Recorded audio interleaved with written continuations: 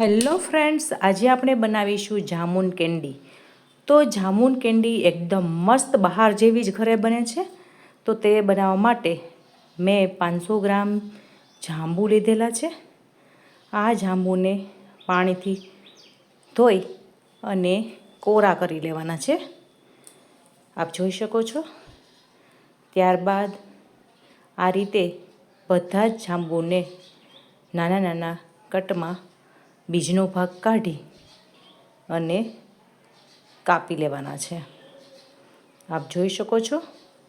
જાંબુમાંથી બીજનો ભાગ કાઢવા માટે થોડો સમય લાગશે, પણ આ જાંબુ કેન્ડી બહાર જેવી ટેસ્ટી સરસ લાગે છે. તો આ રીતે બધા જ જાંબુના બીજ કાઢી લીધા છે.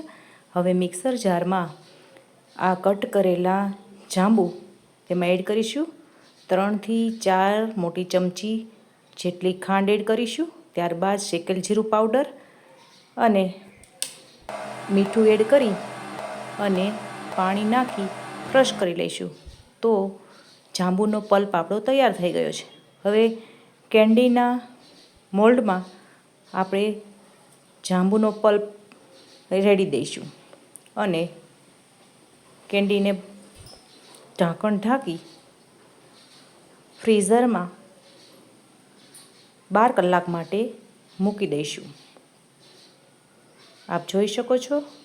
આ મોલ્ડમાં નાખી અને ફ્રીઝરમાં આપણે મૂકી દેવાનું છે 12 કલાક માટે.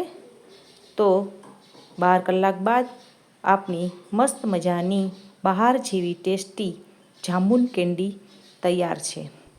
એકદમ મસ્ત બહાર જેવી જ ટેસ્ટી ઘરે જામુન કેન્ડી સરળતાથી બનાવો. જો મારી રેસીપી ગમી હોય તો લાઈક, શેર અને સબસ્ક્રાઈબ કરવાનું ભૂલતા નહીં. નાના બાળકોને ભાવે તેવી મસ્ત બને છે. Thank you.